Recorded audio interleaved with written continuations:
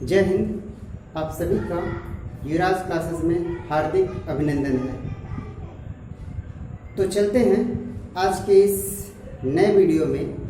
हम लोग जो है जीव विज्ञान का जो सीरीज चल रहा था उसका चौथा भाग देखेंगे और इस भाग में हम लोग जो है मानव स्वास्थ्य, पोषण और उससे संबंधित रोगों के बारे में हम लोग चर्चा करेंगे और उम्मीद करते हैं यह वीडियो जो है आप सभी के लिए काफ़ी सहायक होगा, क्योंकि यहाँ से बहुत क्वेश्चन बनते हैं। ठीक है ना। तो बिना देर करते हुए शुरू करते हैं मानव शरीर से संबंधित कुछ प्रमुख बिंदुओं पर। ठीक है ना। देखिए, कह रहा कि मानव शरीर यानी शरीर निर्माण के लिए किसकी आवश्यकता होती है। तो पहली बात शरीर की बात करते हैं। तो शरीर का जो विकास होता है और शरीर की जो वृद्धि होती है, तो विकास और वृद्धि के लिए शरीर के आवश्यक पोषक तत्वों का क्या होता है, जरूरी होता है लेना। ठीक ना। और उन आवश्यक पोषक तत्वों की बात करते हैं तो 5 प्रमुख पोषक तत्व होते हैं, जो मुख्य रूप से कार्बोहाइड्रेट, वसा, प्रोटीन, विटामिन्स और मिनरल्स होते हैं। इसके साथ साथ 2 और होते हैं, जैसे मोटा चारा यानी रफेज और जो है जल की बात आती है। लेकिन ये कुल 7 हो जाते हैं। मुख्यतः जो है हम 5 की बात करते हैं। तो जो वसा और कार्बोहाइड्रेट है यानी फैट और कार्बोहाइड्रेट है, यह भोजन के रूप में जब हम लोग लेते हैं तो इनसे मुख्यतः शरीर को ऊर्जा प्राप्त होती है और सबसे ज़्यादा ऊर्जा वसा से मिलती है। साथ ही साथ जब शरीर को त्वरित ऊर्जा की आवश्यकता होती है तो कार्बोहाइड्रेट लेते हैं। ठीक है ना। लेकिन कार्बोहाइड्रेट और वसा की बात करते हैं यानी फैट की बात करते हैं तो सर्वाधिक इन दोनों की बात करते हैं। सर्वाधिक ऊर्जा किससे प्राप्त होता है, तो वसा से प्राप्त होता है। इसके साथ साथ प्रोटीन से भी कुछ अमाउंट में यानी कुछ मात्रा में ऊर्जा जो है इमरजेंसी के रूप में प्राप्त की जा सकती है या प्राप्त होती है। ठीक है ना। लेकिन शरीर के वृद्धि और विकास के समय में मुख्य रूप से किस पोषक तत्व की आवश्यकता होती है, तो वह पोषक तत्व जो है प्रोटीन है, क्योंकि यह शरीर में नए कोशिकाओं के निर्माण का क्या होता है, उत्तरदायी होता है। इसलिए प्रोटीन जो होता है बिल्डिंग ब्लॉक मटेरियल कहलाता है, यानी बॉडी बिल्डिंग मटेरियल कहलाता है। बॉडी बिल्डिंग मटेरियल कहलाता है। ठीक है। तो इसी वजह से हम प्रोटीन की बात करते हैं। तो शरीर निर्माण के लिए प्रोटीन अति आवश्यक पोषक तत्व है। ठीक है ना। साथ ही साथ जब महिला प्रेग्नेंट होती है तो उस प्रेगनेंसी के दौरान भी बहुत आवश्यकता होता है अधिक मात्रा में। और जो छोटे बच्चे होते हैं यानी जब बचपना अवस्था उनका चाइल्डहुड स्टेज होता है, तो उनके शरीर निर्माण के लिए प्रोटीन की आवश्यकता अति महत्वपूर्ण हो जाती है। ठीक है। बात करते हैं प्रोटीन का सबसे उत्तम स्रोत का। तो प्रोटीन के सबसे उत्तम स्रोत की बात करते हैं तो सोयाबीन होता है। इसके साथ साथ दालों से भी जो है प्रोटीन प्राप्त होता है। साथ ही साथ मशरूम भी प्रोटीन का जो है बहुत अच्छा स्रोत माना जाता है। ठीक है। लेकिन सबसे उत्तम स्रोत की बात करते हैं तो सोयाबीन सबसे उत्तम स्रोत है किसका, प्रोटीन का। ठीक है। नेक्स्ट बात करते हैं विटामिन से ऊर्जा। विटामिन से ऊर्जा जो होता है प्राप्त नहीं होता है, लेकिन यह विटामिन जो होता है शरीर के विकास के लिए अत्यंत आवश्यकता है, क्योंकि यह विटामिन जो होता है यह रोगों से लड़ने की क्षमता प्रदान करता है। ठीक है। और इसी वजह से शरीर के विकास और वृद्धि के लिए विटामिन भी उतना ही आवश्यक पोषक तत्व जितना कि अन्य है। ठीक है। नेक्स्ट बात करते हैं गाजर और पपीता की बात करते हैं। तो गाजर और पपीता विटामिन ए का सबसे अच्छा स्रोत माना जाता है। और हमारे शरीर में विटामिन ए की कमी होती है तो एक रतौंधी नामक रोग हो जाता है। विटामिन ए की कमी से रतौंधी नामक रोग भी हो जाता है। तो गाजर और पपीता जो होता है विटामिन ए का सबसे अच्छा स्रोत है। नेक्स्ट बात करते हैं आंवला का। तो विटामिन सी आंवला का सबसे मुख्य स्रोत है, सबसे अच्छा स्रोत है। और इसका अगर जो बात करते हैं वैज्ञानिक नाम, तो वैज्ञानिक नाम जो होता है एस्कॉर्बिक एसिड होता है। और एस्कॉर्बिक एसिड जो होता है ज़्यादातर खट्टे पदार्थों अथवा खट्टे फलों में मिलता है। खट्टे फलों में ज़्यादातर विटामिन सी मिलता है और विटामिन सी का वैज्ञानिक नाम क्या है? एस्कॉर्बिक एसिड है। ठीक है, चलिए बात करते हैं नेक्स्ट पॉइंट की। तो पूछा जाता है प्रातःकालीन जो धूप होता है उससे किस विटामिन का निर्माण होता है? तो हमारे शरीर में प्रातःकालीन धूप से विटामिन डी प्राप्त होता है, यानी विटामिन डी का निर्माण होता है। नेक्स्ट बात करते हैं विटामिन के की। तो विटामिन के जो है हमारे शरीर के लिए अत्यंत आवश्यक होता है।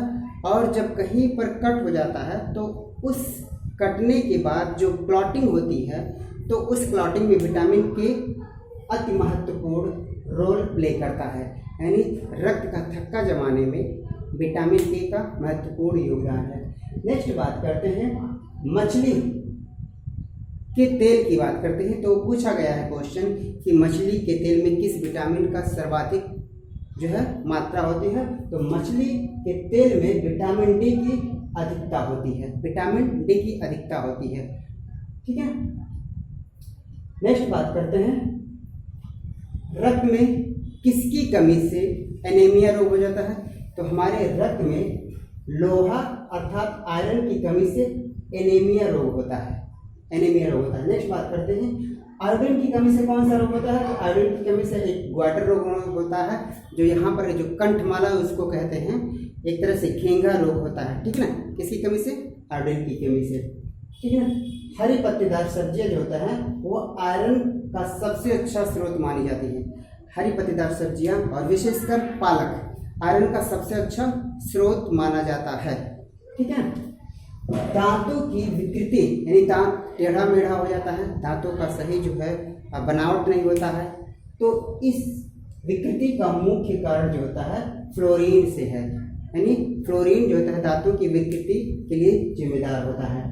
ठीक है, सोडियम की बात करते हैं। तो सोडियम एक ऐसा तत्व है जो बीपी यानी ब्लड प्रेशर नियंत्रण में क्या होता है? सहायक होता है। यानी हमारे रक्त चाप की बात करते हैं तो रक्तचाप को नियंत्रित करने के लिए सोडियम तत्व अत्यंत आवश्यक होता है। नेक्स्ट बात करते हैं ऐसे हृदय की धड़कन के लिए अत्यंत आवश्यक जो तत्व है वह क्या है? पोटेशियम है। हृदय की धड़कन मेंटेन रखे, हृदय की धड़कन नियमित चले, उसके लिए जो सहायक तत्व है वह क्या है? पोटेशियम है।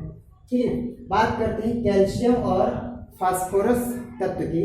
तो कैल्शियम और फास्फोरस तत्व जो होता है अस्थि और दांतों के निर्माण में मुख्य घटक की भूमिका निभाते हैं, यानी हमारे अस्थियों में और दांतों में सर्वाधिक जो मात्रा होती है वह किसका होता है? कैल्शियम और फास्फोरस का होता है। और इसी की अधिकता से ही जो है हमारे हड्डियां और दांत क्या होते हैं? काफ़ी मजबूत बने रहते हैं।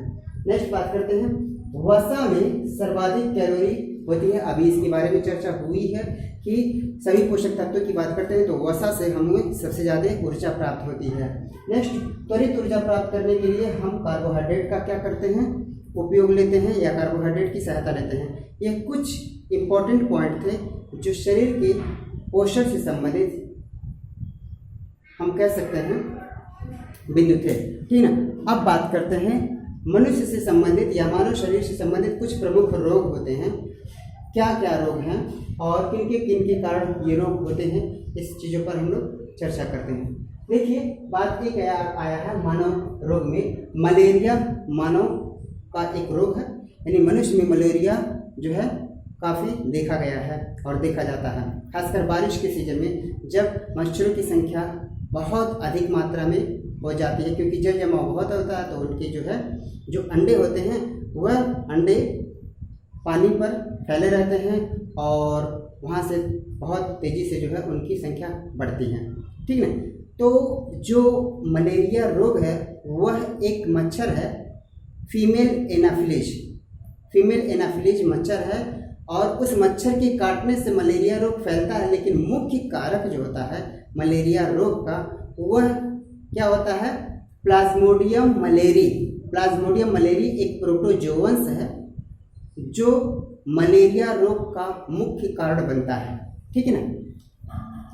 पोलियो है, पीलिया है, हाइड्रोफोबिया है, एड्स है, यह सारे रोग जो होता है विषाणु जनित रोग हैं, यानी विषाणुओं के कारण यह मनुष्य में रोग होता है, ठीक है ना। बात करते हैं बच्चों में जो बीसीजी का टीका लगता है, वह टीका किस रोग के नियंत्रण के लिए लगता है, तो वह टीका जो होता है टीबी रोग के नियंत्रण के लिए बच्चों में बीसीजी का टीका लगता है, जो सरकारी अस्पतालों में मुफ्त में दिया जाता है। यह भारत सरकार की जो है एक ब्रॉडबॉट हम कह सकते हैं बड़े स्तर की एक योजना है, जो बच्चों को टीबी से और देश को टीबी से मुक्त रखे। इसके लिए जो है यह सुविधाएं भारत सरकार के द्वारा दी जाती है, ठीक है। डेंगू एक ऐसा रोग है जो एडिस एजिप्ट मच्छर के काटने से फैलता है, एडिस एजिप्ट मच्छर के काटने से फैलता है, और यह भी एक भयानक और खतरनाक बीमारी है। नेक्स्ट बात करते हैं टिटनेस की। तो टिटनेस का दूसरा नाम जो है लॉकजा है। टिटनेस का दूसरा नाम क्या है? लॉकजा है। और यह टिटनेस रोग तो हमारे तंत्रिका तंत्र पर बहुत ज़्यादा प्रभाव डालता है, यानी तंत्रिका तंत्र के द्वारा जो होता है टिटनेस रोग का प्रभाव हमारे शरीर पर पड़ता है, ठीक है। कैटरेक्ट रोग की बात करते हैं तो कैटरेक्ट रोग का संबंध जो होता है आँख से होता है, और सामान्यतः इसको मोतियाबिंद के नाम से भी जानते हैं। नेक्स्ट बात करते हैं फाइलेरिया रोग। जैसे मलेरिया रोग होता है, ऐसे ही फाइलेरिया रोग होता है। यह भी मच्छरों के काटने से फैलता है, लेकिन फीमेल क्यूलेक्स मच्छर के काटने से फैलता है। और यह मलेरिया जो रोग का मुख्य कारक है वह एक जो है निमेटोड से है, हम कह सकते हैं बॉचेरिया बंकफ्टाई।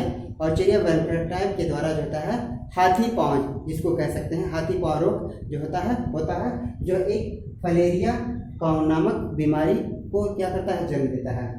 रेबीज जो होता है, रेबीज विषाणु से जो होता है हाइड्रोफोबिया नामक बीमारी होती है। हाइड्रोफोबिया नामक बीमारी होती है जिसमें पानी से डर लगने लगता है।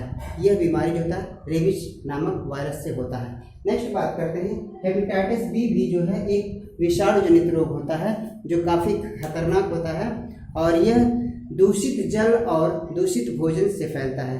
तो यह कुछ बीमारियां थी जो मनुष्य में काफ़ी भयानक होती है और बड़े स्तर पे होती है।